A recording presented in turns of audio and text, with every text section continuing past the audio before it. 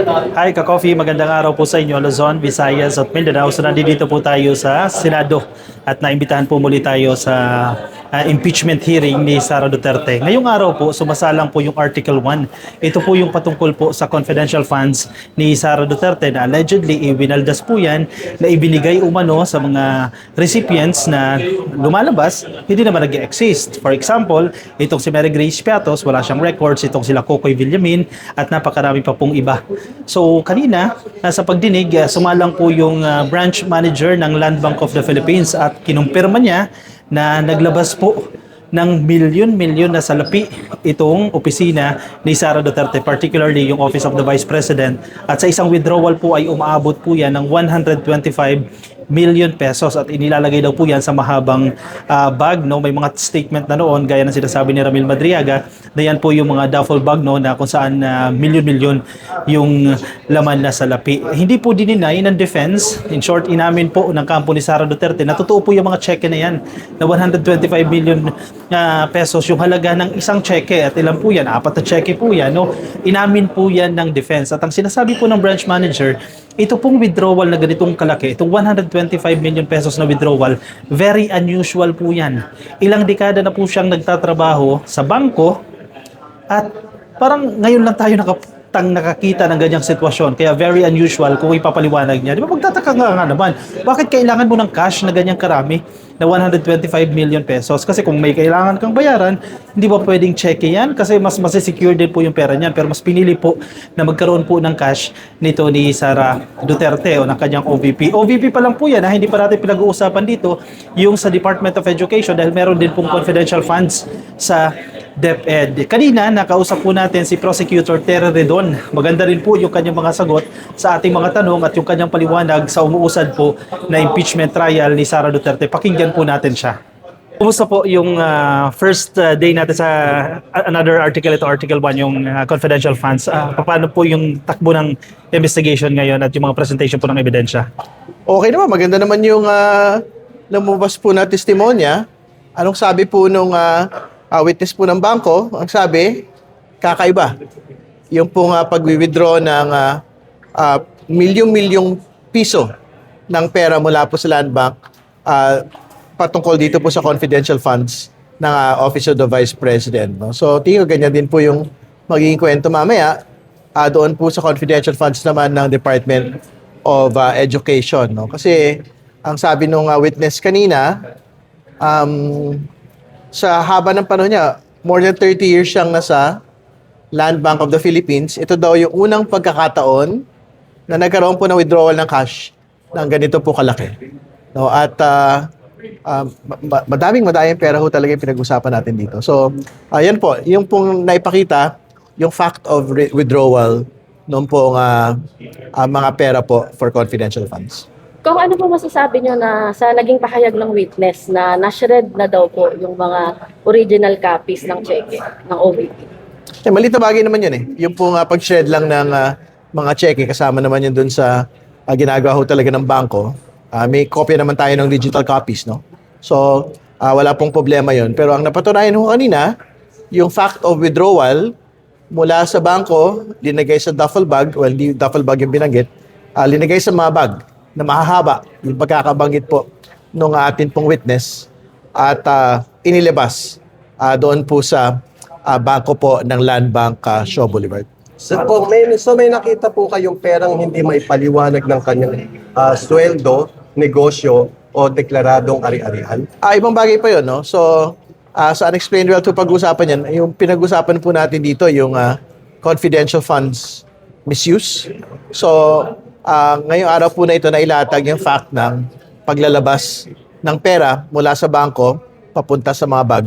So may nakita po kayong koneksyon ng mga kahina-hinalang transaksyon sa confidential fund? Papunta pa lang ho tayo ron, no? So, mapag-usapan ho doon sa susunod na mga witnesses, yung pong COA report kung paano po ginamit yung pong confidential funds ng atin pong pangalang Pangulo. Are you satisfied or confident sa naging presentation ng inyong first witness dito sa article?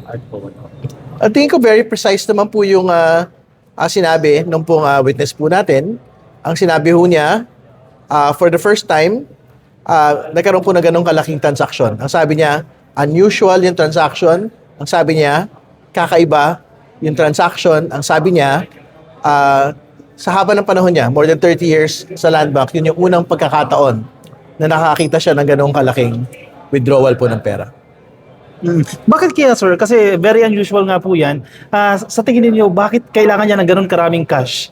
Instead of, pwede naman kung kailangan bayaran yung iba, possible naman check. Siguro, bakit kailangan niya bulto-bulto yung cash? Yeah, yun ang next step, no? Dito po sa paglalahad po ng paglilitis, no? So, dito natin makikita kung paano po ba ginamit ng pangalang Pangulo yung pong pera. So, papasok po tayo dyan sa usapin po ng receipt ni Mary Grace Piatos, Milky si Kuya, mga peking mga pangalan. So, ang susunod pong mga tanong doon, sino si Mary Grace Piatos? Kung hindi siya talagang totoong tao, sino yung actual na tao na kumuha ho ng pera ng confidential funds at pumirma para rito. So, masasalang din dyan, syempre, yung pong NBI na nagsasabi na parang isang tao, isang grupo lang po. Yung pong pumirma para sa acknowledgement receipts ng confidential funds. Masasalang din po yung PSA, Philippine Statistics Authority, na nagsasabi na hindi po pinanganak, namatay, kinasal si Mary Grace Piatos at iba pa hong mga pangalan sa Pilipinas. No? So, basically, to say na meron ho talagang maling paggamit ng confidential funds ng OVP at ng Department of Education. Kung dito po sa inyong pangalawang witness, ano po yung mga ina-expect po ng Ganyan din naman ho yung inaasahan ho natin. Wala pong pagbabago. Magbabago lang naman po yung branch na pinag-uusapan. Ito naman po ay branch relating po sa Department of Education. So, tingin ko po, tuloy lang po yun. So, I think you will have similar questions na ilalatag po ng ating pong prosecution doon po sa witness po ng Land Bank relating to the DepEd confidential funds. Kung sa tingin niyo po, malaking tulong yung mga sinabi ng witness ngayon sa impeachment trial ni Sara Duterte. Hindi, malaking bagay ho yun kasi syempre naipakita ho ron na this is an unusual transaction. First time nagkaroon po ng ganong pag-withdraw na nakita nung po ating witness. No? So, yan po yung ilan sa mga tumimo na mga pagsasalita doon po sa binabanggit po ng ating pong witness. Previously, sir, may mga reports na posible daw lumabas si Mary Grace Piatos, pero base sa statement nyo, hindi siya nag-exist dito. Ano po yung clarification natin doon? Tingnan pa ho natin. So, wala pa hong pagpipinal. Yung po prosecution kung will we subpoena Mary Grace Piatos or whatever else it is na gagawin po namin sa bagay po na yun. So, antayin ho natin. Mahaba pa naman ho yung mga trial dates ng confidential funds misuse. Kung gaano po kayo and the prosecution team ka-confident on this article of impeachment sa In the same manner na mataas ho yung confidence namin doon sa threats article, mataas ho yung confidence ho namin dito sa confidential funds misuse kasi hindi lang naman ho witness yung nagsasalita, yung mga dokumento ho yung nagsasalita. So, kung hindi ho totoong tao si Mary Grace Piatos, Milky si Kuya, sino ho yung pumirma para doon? Diba? At mismo yung COA ho yung nagsasabi na 448 million yung pinapasole sa pangalang Pangulo mula po doon sa confidential funds po na ito. Gumamit ng pondo ng confidential funds para sa mga non-confidential expenses. So doon pa lang ho, tapos na yung usapan Di ba? May ibang argument, sir, na parang itong mga bagay ay supposedly confidential siya. So, absuelto ba sila dyan? O dahil ito ay supposedly confidential pero usapin dito ng transparency, paano nyo po binabalanse yun? Pero may reglamento ho sa paggamit ng confidential funds. Hindi naman ho porque sinabi mo confidential, wala nang pagpapaliwanag na kailangan. And more importantly, sinukat na ho ng COA yung pong paggamit ng confidential funds. Ang sabi nila, ginamit nyo ito for non-confidential expenses katulad ng leadership training. At dahil ginawa niyo yun, kailangan magsoli kayo ng pera. Okay? Okay po. Thank you. Okay. Thank you po. Okay. The statement kanina ni Mrs. Constantino, yung pera daw nilalagay sa mga duffel bag. As we remember during the time of Seramin, sabi ni Mrs. Constantino sa mga gym bag, according kay Ramin Madriaga, duffel bag, almost the same yung mga bag na yun. No? Can we say ba na masasabing ito na yung patuloy na accurate information ng dalawang witness? Well, I think at the very least, ang talagang sinabi ho ng witness today, dinigay sa mga mahahabang bag yung pong mga pera, no?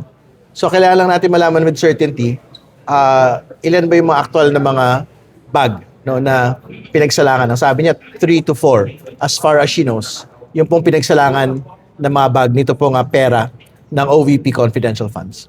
Kung with this information po, possible na ipasabihin na po ulit natin si Ramil Matiaga to confirm the details. Tignan pa ho natin. Kasi at this point naman, kung very clear na po yung presentation na meron hong maling paggamit without actually calling in Ramil Madiaga, we don't have to call in Ramil Madiaga anymore. So it's something that we will have to decide into the 30-day trial dates that we are given. So, ibig sabihin, katulad nung nakita ho ninyo sa threats article, we didn't have to summon all the other witnesses. Kung tingin ho namin, mapapatunayan na po with certainty, ito pong maling paggamit ng confidential funds. But today po i-announce kung sino mga witnesses for next week. For next week, mag-submit ho kami ng request. Hindi ko alam kung if it will be stated during the proceeding or susulat na lang po kami sa impeachment court. Will the prosecution team ask for CCTV footages dun sa posibleng paglabas yung mga pera dun sa bank? Pag-aaralan ho namin, pero mahabang panahon na ho yun. Yung holding period kasi ng CCTV, hindi lang kami tiyak kung kailan po yun nabubuhay pa. No? Pero tinanggap naman ho ng defense yung pong mga aktual na usapin ho ng mga checking ito.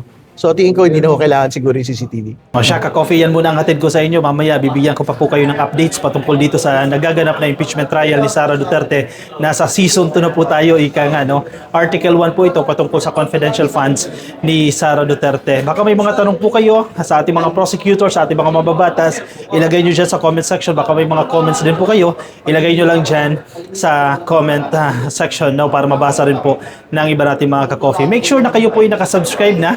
Yung mga nasa YouTube po nakikinig sa atin, make sure na nakasubscribe na po kayo. Yung mga nasa Facebook, make sure na nakafollow na kayo. At sa TikTok, nakafollow na rin po kayo para updated kayo sa mga kaganapan po dito sa Pilipinas. I'll see you, ka-coffee, in my next video. Paalam po sa inyo. Bye-bye.